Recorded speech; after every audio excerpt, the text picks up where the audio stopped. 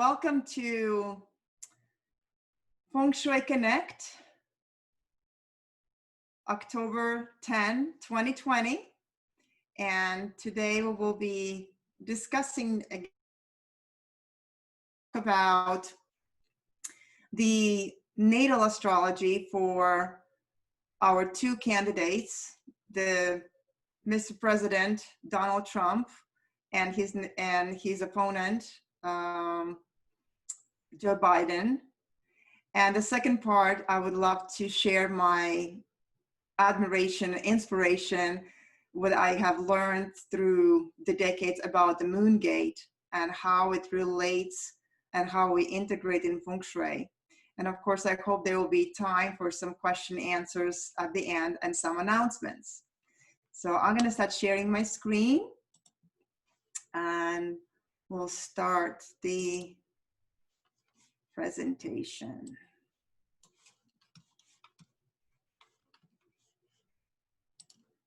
Okay. All right, the moon gate, the subject of the moon gate, as you all will know, there's a very, very deep in the retrospect correlation to heaven and earth.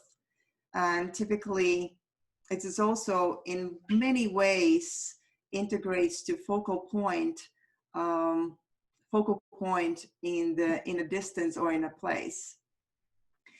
To start this this presentation, and I know we're going to go back to Moon Gate, I would like to reflect what is Feng Shui and how do we create the harmony between, we call the heaven chi, which is time, human chi, and earth chi, all the tangible.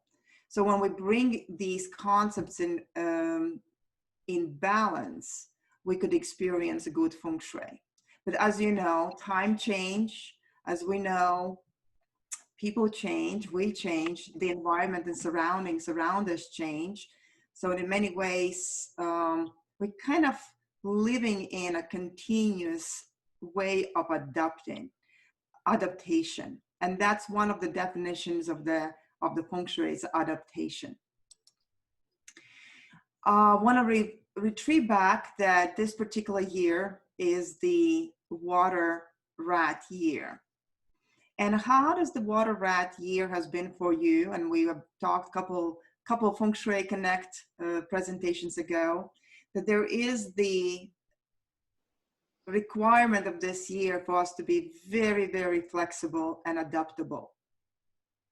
That's what the year of the metal rat requires, to adjust flawlessly, like water adjusts the earth or any vessel. And we know that each of the characters and 12 animals that we see on this particular slide have its own way of adapting. So today we're going to talk about a little bit of Joe Biden and Mr. Trump's chart. And it's not easy. It's not easy to talk about it, because in such a turmoil of the disharmony, and I guess the nationwide disharmony, and also what the world is going through. But I still would like to give some insight and stay very objective, and just to have a little peek of not being subjective or judgmental, but just to reveal what is their characteristics. Those who are familiar and been consulting with me before, you remember we look at the natal capacity. So based on a year and day and hour of birth, each of the candidates, each of the human being creates its own characteristics. When we look at Mr. Joe Biden is born on November 20th of 1942, and the time it was giving was 8:30 in the morning. President Donald Trump, his date of birth is June 14th, 1946 at 10:54 a.m. So I have several charts done, and I looked at it, as you know, a couple of years ago when there was the election year, and the prediction that I did make the prediction of the Trump to take it was in a very auspicious year and very fortunate year for Mr. Trump. When we look at these two candidates, and let's have a look comparison to their year birth chart. And I'll start with Joe Biden. His birth year is the young water horse, hour of the young wood dragon, the month of the yin metal pig, and the day of the yin fire ox. So based on just, if I wouldn't, let's say we wouldn't have even names on it, but it would just have as individuals, I instantly could say the external qualities, the being someone who is born in a year of the young water horse and the month of the pig, this is how we correlate things, how the person or individual allow themselves to be expressed, or how they express themselves to the outside world or to the community. And apparently when we see the young water horse element, is definitely tells me about very industrious, very fast moving, very practical individual, like on a go, involved in more than 5 or 10 projects at the same time, just keeping themselves busy. When we think about the month of the metal pig, this is someone who is in a connection with, works hard but plays hard, has the ability to integrate to any level of the human beings, has an easy way of transitioning to something very, very serious to very laid back. That's what we call the pig hour as well. And the day master as the fire ox, that gives the notion of someone who is very persistent and traditional. Even deeper to look in the Joe Biden's kind of hour of birth is a young wood dragon. And that's very, very powerful in its own notion of leadership. So looking at the year, within a year of a rat, we know that a year of a horse, somebody born in a year of a horse and in a year of rat, there is a disharmony, or we said the opposition to it. Is it good or bad? It depends. It really depends. Where does their nature, how they have behaved, how their physical, energetical, and spiritual nature has held it back through this particular year, and what are the resources they have had from the past year. When we specifically talk about someone who is born in the year of a horse this year, it's required to slow down. It's required to speak slowly. It's required to be mindful what we say, what we do during the year, because we don't want to create any atmosphere of a scare or of kind of disharmony, because we know how fast and how energetic the characters of course could be. On the other hand, we look at the Mr. Trump. His chart has born on a year of a young fire dog. It instantly says extremely loyal.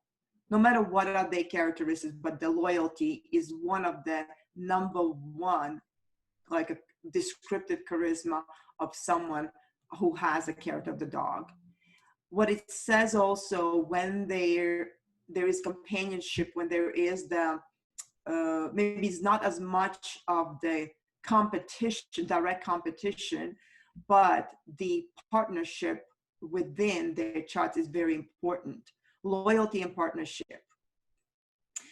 he is also has a character of the horse and as a month, so very slightly similar energetically, but that month is of the horse gives the notion that he has from kind of enhanced it or embodied from maybe patterns from his community or his parents.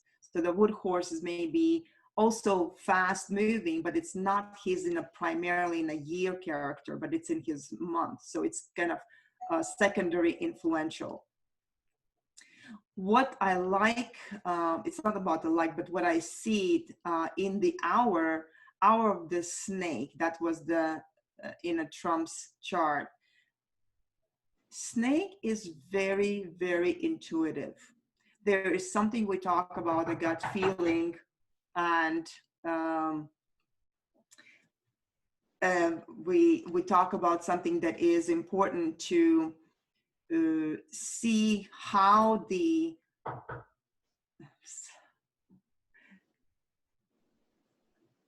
sorry, I have my daughter's friend coming over and he doesn't know. Oh. Sorry about that.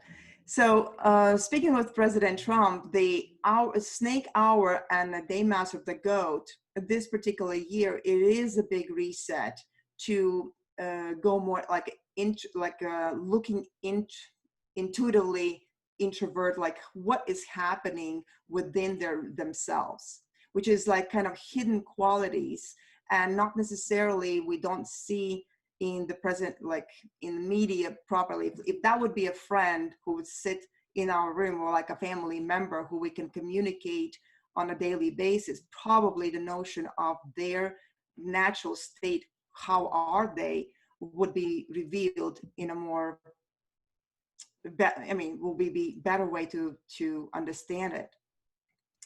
When I look back to their 2020 progressions, it's not shown on this particular slide. One thing is, we just entered the fire dog month, and for the next couple weeks, we're gonna be energetically testing who is following who. And since this month is about the fire dog month, there is a little bit like a support to Trump's chart this particular month.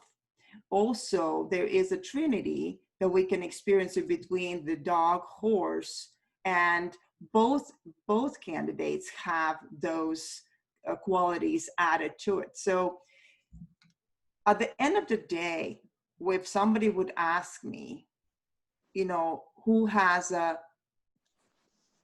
who has a more probability winning or this election, I would say it depends on their personal constitution and their personal conduct. Because if any of them are energetically exhausted, that obviously that puts both in a kind of in a weaker position.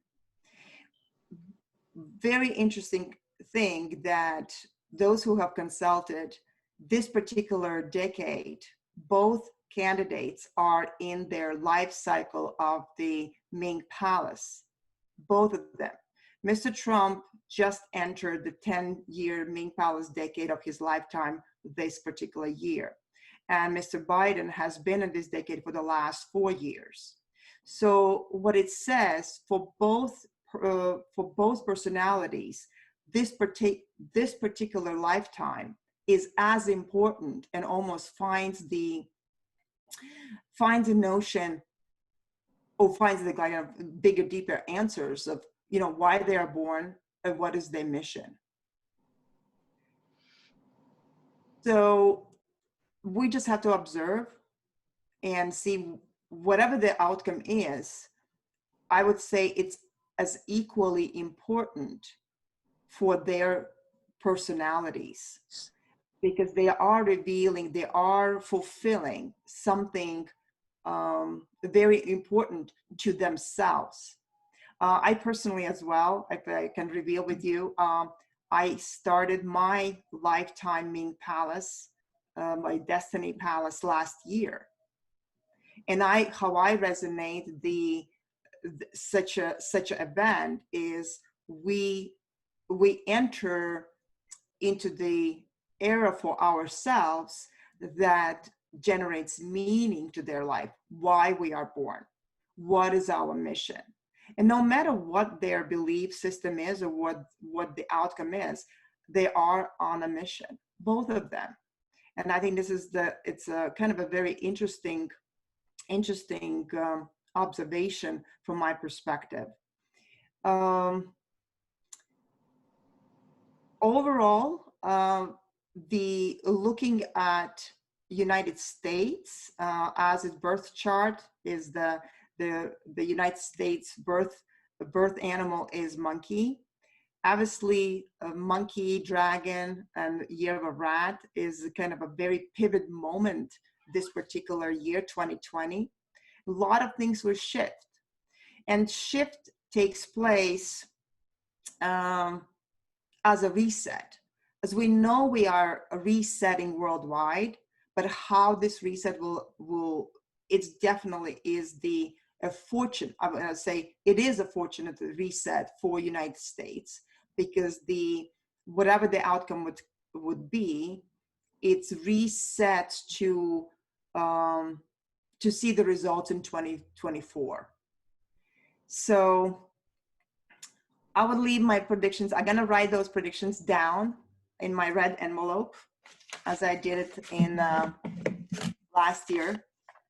And I will reveal the prediction, what I write, on the November 11th Feng Shui Connect. And we'll read it to you and I'll share with you. So if there's any questions, I'll be open to the questions or comments. But I would like to, move forward to the moon gate and Feng Shui.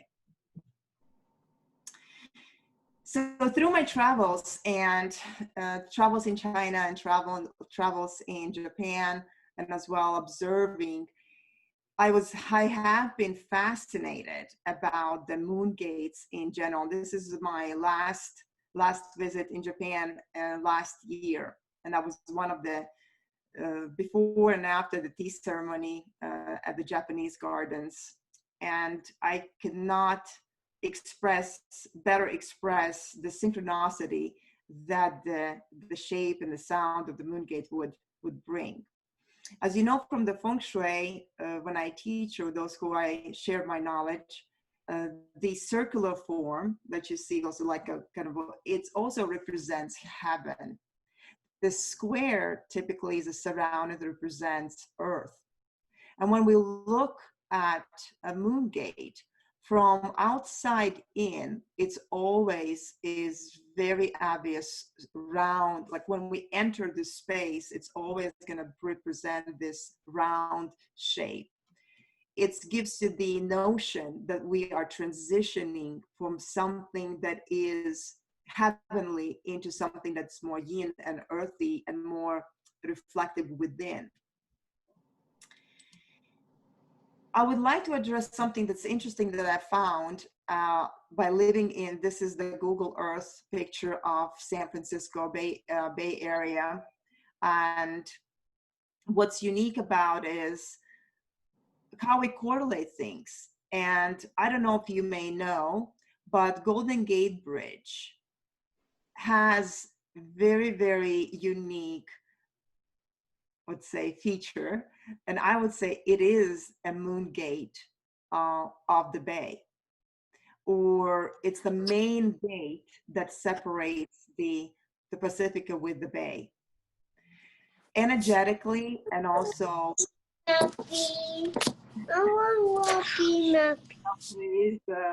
somebody's. So energetically and physically, it's very important to address that and to see it. The actual goal, yesterday I was driving from Sausalito and was able to verify again that, I don't know if those who live in the Bay Area, but remember maybe not and can verify, the actual alignment from one end to the other on a Gold Gate Bridge is like between 3 and 5 degrees north south. When I was traveling to China last year, it was very kind of partially accidentally.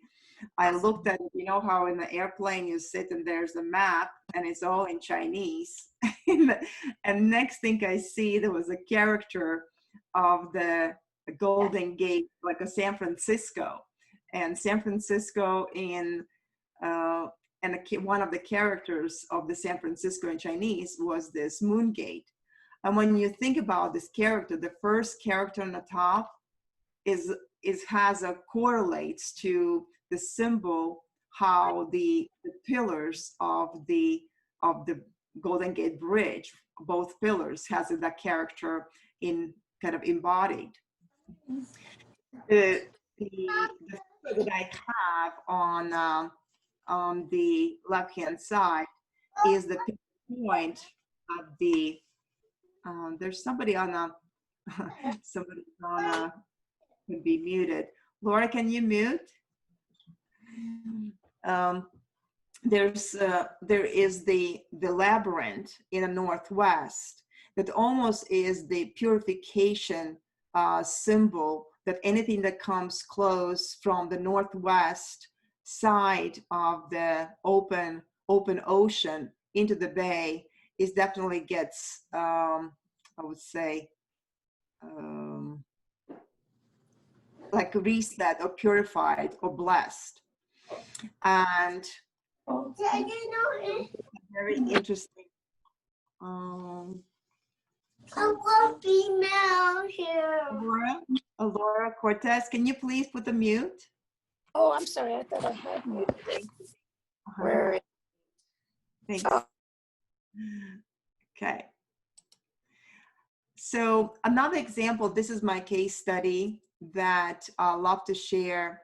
It's a very successful business. It's a BioReset medical company that I've worked for the last 2 years. And this is already the second part of the project. When we started in 2018, we started with the, square footage of the place was under the 2,000 square feet.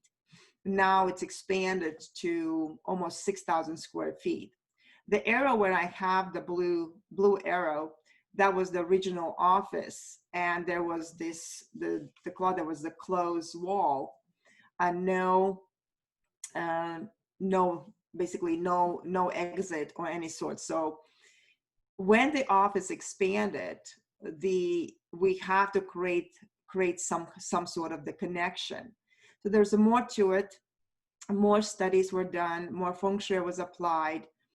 And obviously, this particular area to connect to offices was important to pivot the transition between when you enter and when you continue the space into the healing arts. Typically at BioReset, that area is when you come through the reception area, if you see to the left-hand corner, go through the procedure rooms, come to the consulting with the doctors, and then the client has to make a decision. And again, this particular office is something that we use for people who come, they come with the last hope. What was interesting in this particular case, there's almost like a more energetical aspect that I needed. If that would be just a regular square door or open channel, it might not be as impactful to notice what's the difference, because it would feel like a long hallway on its way. So one of my ideas was to integrate the moon gate that is viewed from one side of the place. This is some of the before and afters, and this is already moon gate implemented, where on the entering side you have a square door, and on the exits on the other side of the same kind of passage we have a moon gate. What happened is, it's interesting to talk about to the clients and talk to the patients as well, who spend like extensive time in the office. The we call the cheek, like a keyhole or moon gate, is always becoming this kind of the pivot moment, and they will never lose the orientation where they're at in the very complex floor plan. For me personally, when I was discussing this project, because it was definitely custom made, arranged for it, when I explained how much trust the someone individual who comes from the reception side of things after consulting with doctors would kind of leave all the earthy matters and come through this transitional space into the healing, kind of giving the hope to, I would say, heaven, or giving the hope to opportunities and transition through. So this is again to inspiration of the moon gate from my travels. This is how it got implemented in a very contemporary modern setting. So it could be done. That's kind of a lot to bring the examples that even something that is ancient and traditional, circular forms commonly add, the energy moves. It doesn't expand, doesn't get stuck in the corners. And as you know, nothing in our body is linear, or nothing in the body is square. So we always cultivate fluidity. So this was also in this very complex floor plan, having added the moon gate in the middle of this long hallway, it definitely softened the fast moving chi. And maybe if that would have been something disorienting, where's my next foot, they always knew where they were in the space. Moon gate concept, it doesn't have to be just in a garden, so it doesn't have to be just in elaborate forms, but sometimes this is example from one of my clients where I made the suggestion of the Noren. Those who know, been traveling to Japan, is the curtain that is cut in the middle. So you see the Noren right next to on the right hand side of the TV. This was wide exposed. There was no door. It was just the opening that would transition into to the bathroom, and then behind to the left, it would go to the bedroom. So I was giving these options of containment and into integrating the moon gate, just to, first of all, contain the area where you sit and you focus on a, let's say, as a living room, as a TV room, and that would allow to person who is in a bedroom would like to transition, independently, was not interacting with anybody who is in the living room, would have a very neutral transition from the bedroom into the bathroom. So, and those who in the living room would not never really notice. These are just different ideas that could bring the concept of the moon gate in your daily life. This is my latest story, which I'm very, very excited, and I'll show some images, and then we'll, so a year ago, I was called to come and see the Hidden Peak Tea House in Santa Cruz. Apparently, there's a vast group of community that really, really care about this particular very special, authentic tea house, which serves amazing collection of the Kung Fu pour teas. And this is the owner, David, right there in a very deep background. This is how it was before. And I created with my students, we did the case study, and I was trying to find out, what is exactly going on and why the business is not really turning around for them for the last, and they're struggling from like kind of they struggled from check to check, from the month to month. So after doing some feng shui analysis and study of the forms and study of the space and alignment, it was very, very obvious that the rearrangement of the furniture, the rearrangement of the space, dedicating certain areas to improve like ancestry and relationships with the clients, etc., was very vital. Plus, right in the center had, based on the flying stars, some combination that almost was representing the royalty and needed something like imperial feel to it. What you see, like this was the just before COVID. We worked, I shared my ideas, and when the place really closed down, was not able to be open, they said, well, this will be perfect time to do some renovations or to make some changes. So David kind of listened through, the owners listened through, and when I proposed some of the changes like accent wall in a bag, and obviously I will always have to consider, first of all, it's a COVID, can't really have employees, can't really have helpers, and resources like tangible resources like also limited at that point. So how can I, the task was, how can I, with very minimal expenditure, make the biggest impact? One of the ways was obviously about the layout. I was here, so this is the images. I haven't had a chance to fully adjust all and share all the images, but the same moon gate that we had it at the previous two slides, which was placed against the window, was not really making that much of the effort, was placed by suggestion into the more in a central part of the room. And that was one of the way to interpret, to bring this harmony or to have this pivot moment within the center, where behind this moon gate, we also have resonance of the ancestral hall or altar area.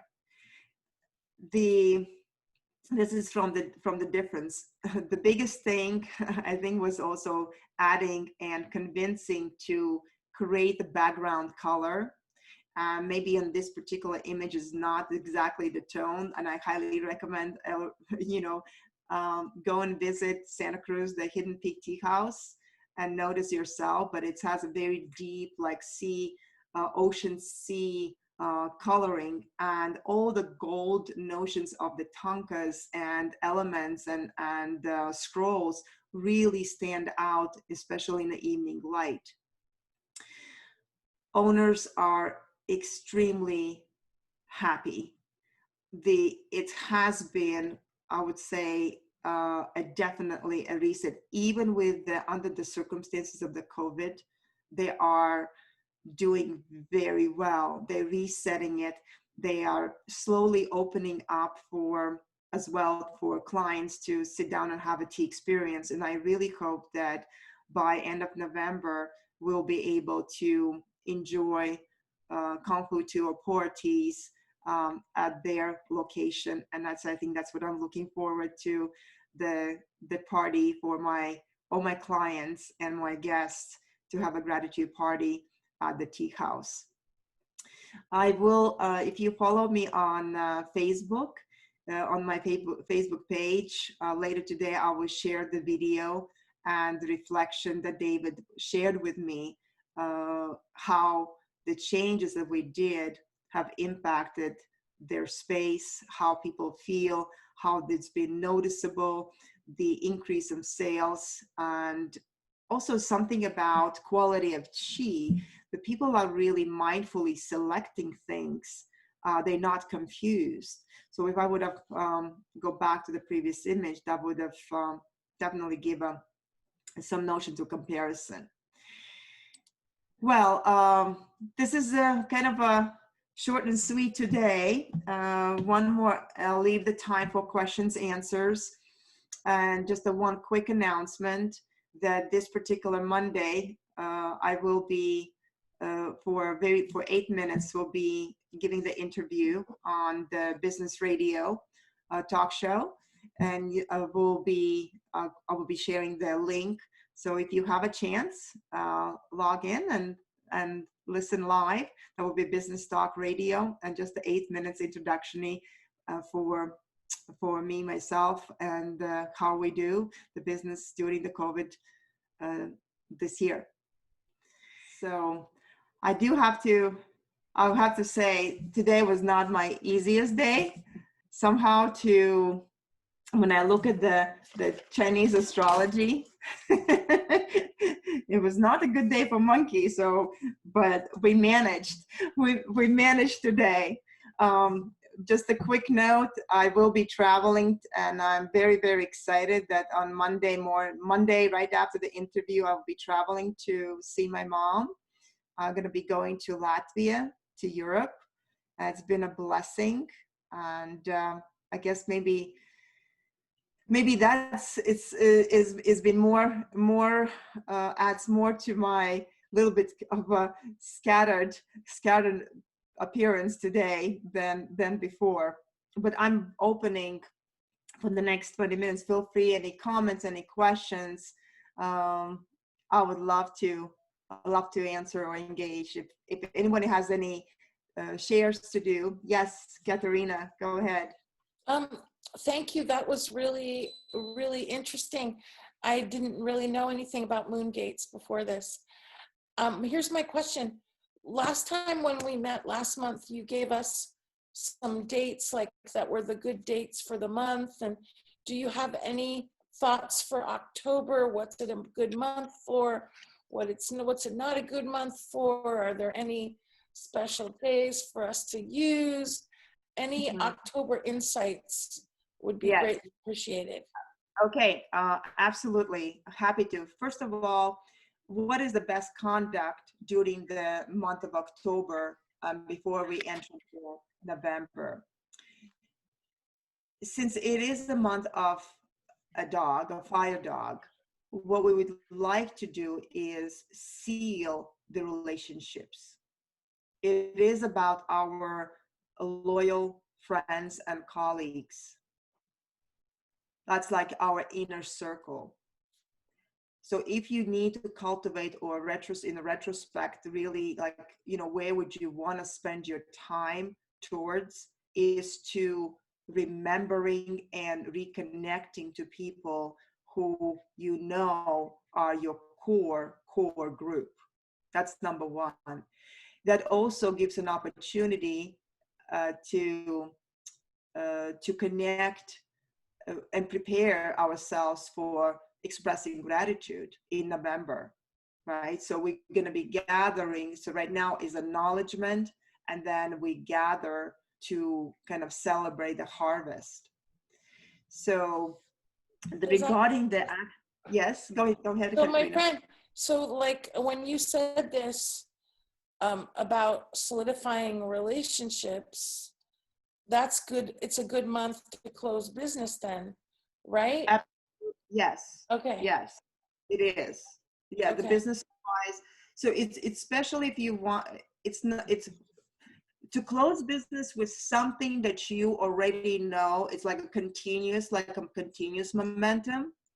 If it's something new product, which is something new that you want to do that as an offering, that would probably, I would leave it for spring, like end of February, March.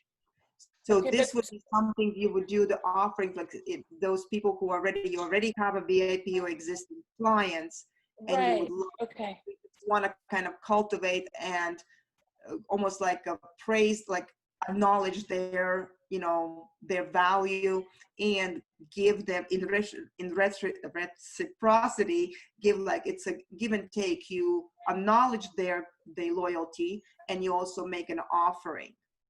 Right. Okay, good. So, yeah, that would be the very important. Speaking of the days, I will give you the days that you can all write down, please. October 10, which today, it is an excellent day, exception. Exception was for me, I guess. The monkeys suffered today, and the dragons were not good for dragons, not good for rats, and not good for monkey. So I felt it all. So, but looking for the really good, like I would call the juicy days, the lucky days. Definitely October 15th, which is Thursday, for initiating. Excellent day in all levels, from the traveling, moving house, decluttering, signing contracts, getting, a lot, especially medical treatments. Very good day. October, that's Thursday. And I know some of one of my clients also having surgery, and it's like excellent day. It heals fast. Very good. The same was yesterday. October 17th is great, except no financial activities. It's good for everything else, but I would hold back the putting money in a bank. October 18th is Sunday. Take advantage. Okay, but again, no financial activities, but it's great to build relationships, to kind of introduce the projects, introduce the products, reach out, etc. October 20th, one of the peak days of the month. Okay, I would say Thursday the 22nd, if you can have a little more like a silent, very, very favorable. In general, month of October, when you do gather, it's not about the big gatherings, it's actually coming together in a small circle, and even having a meal in silence is very, very appropriate during this chi node. Because all we're trying to do is like really, we're grounding and letting the earth rest. October 25th. No, don't write October 25th. 27th, sorry, 27th. October 27th and 30th. I'll be back on the 30th.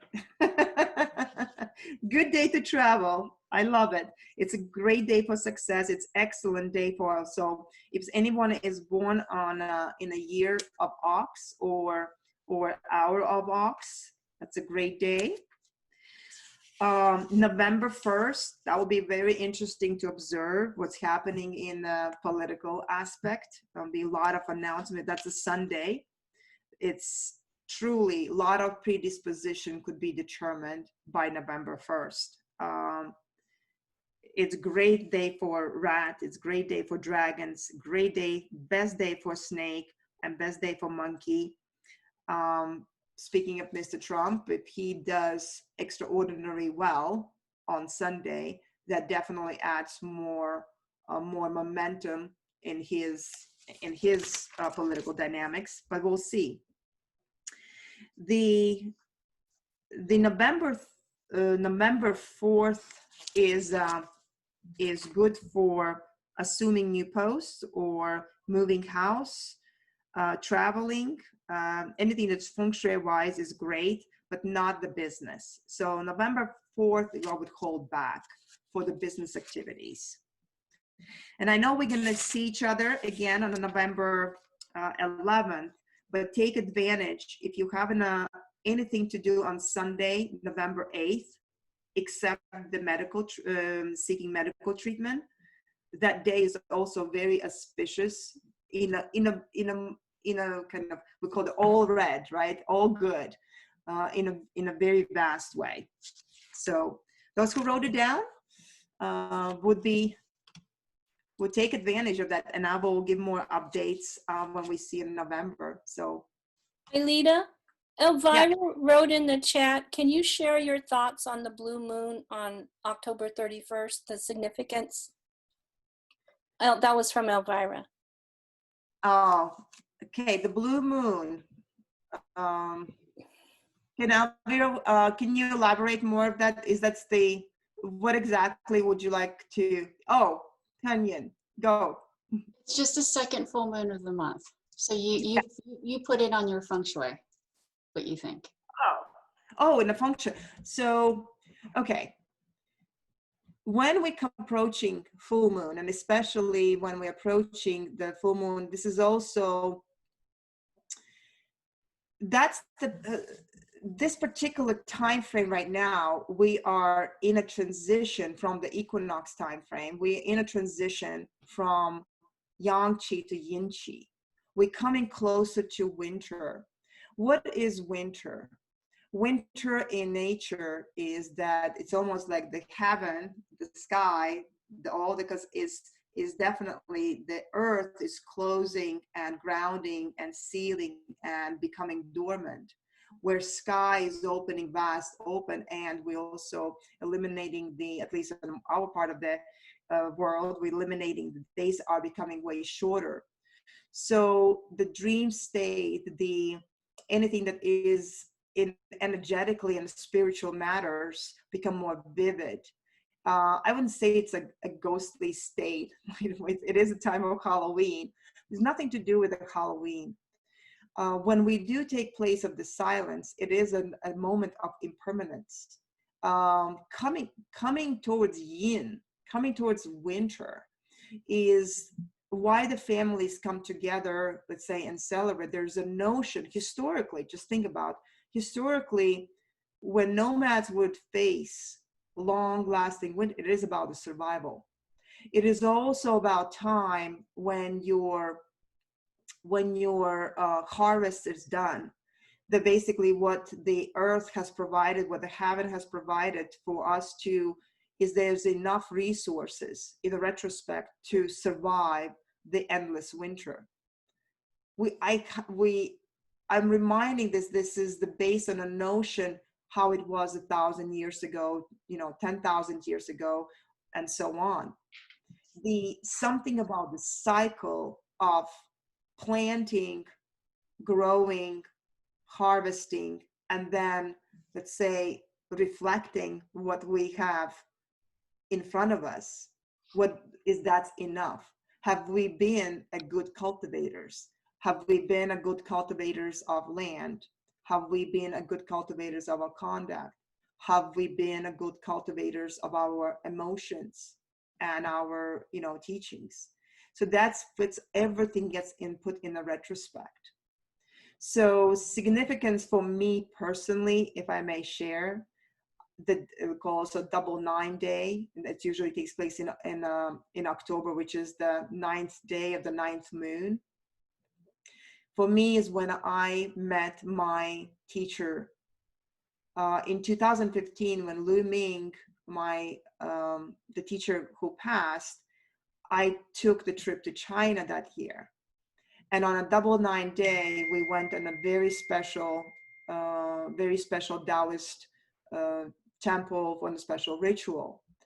And at that day, at the end of it, I had a conversation with I reached out a random lady, and next year I discovered that she became my next teacher.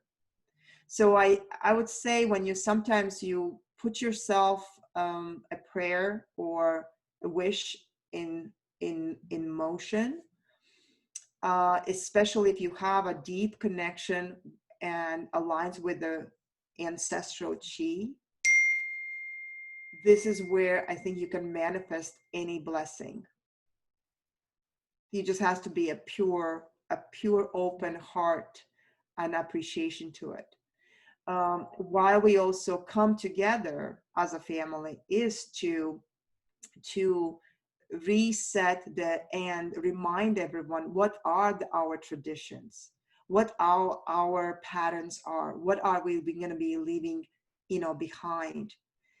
With our grandchildren and great-grandchildren could take these patterns or traditions and teach to the next generations. This is what builds bridges. When we think about in Feng Shui, to think about the moon gate is always comes with a bridge. It's it's the transition between the heaven and earth, but you're building a bridge to take the path into it.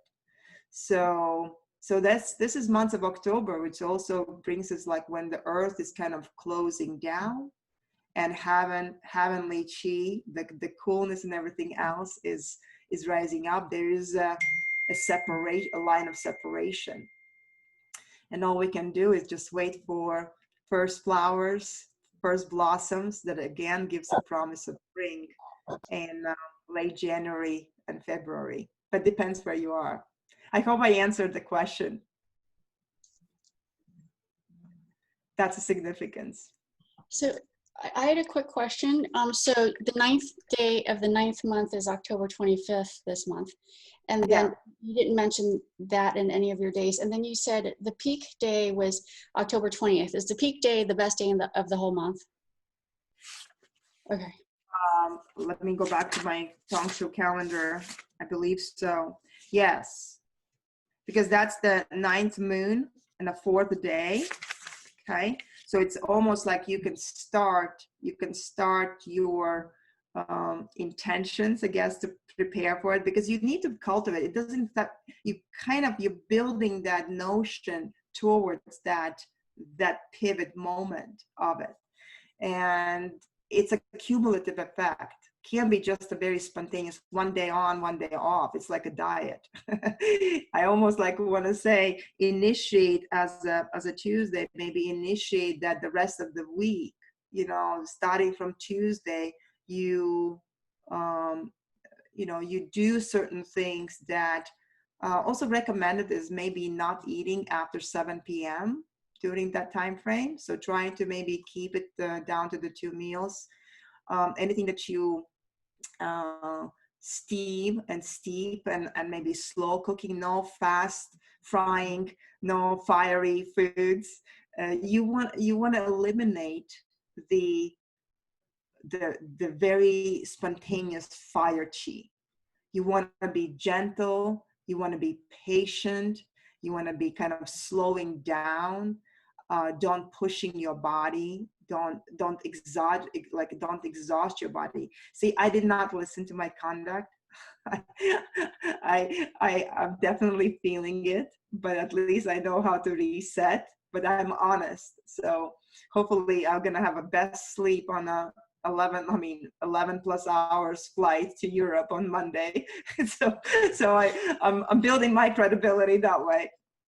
But yeah, slowing down, reconnect to the family and slow down is it's a must, like a must menu item for the next, at least till the end of this month.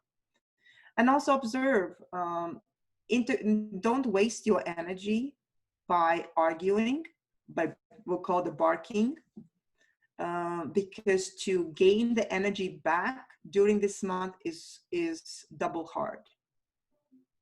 Okay, so be mindful where you want to engage in gossiping or want to engage in criticism. I wouldn't.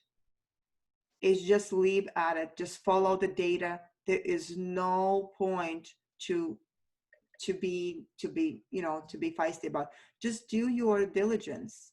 Stay within, like stay grounded. That's what we want to do. We want to really kind of cool down the fire chi from the summer, because that's a predisposition of how the usually epidemics stay. We know the flu season commonly flares up sometimes in November, and that's what we know. It's in the retrospect is our conduct, how we behave in August and in September. So that would be the time. So 4 more minutes. Anything else? Any comments? Yes. How do you like my background? I love your background. Tell me more. You got inspired? No, because I've been looking. Here's my closet, right? Yeah. Oh, unmute yourself.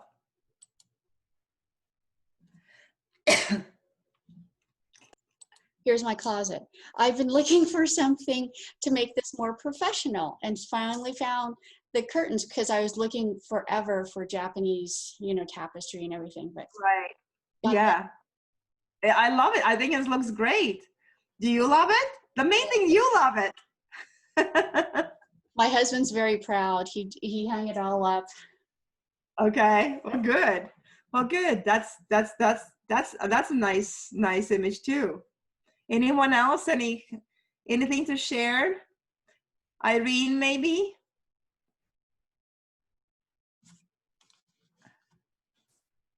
Anyone else? Irene, How's the garden? how is it going? How is the garden project going? Looking good. Looking good. Yeah. Elliot just left. Okay. So I Great. can't wait. So we're doing the project in Half Moon Bay, and definitely as soon as we started working with land, right, Irene? You want to share a little bit?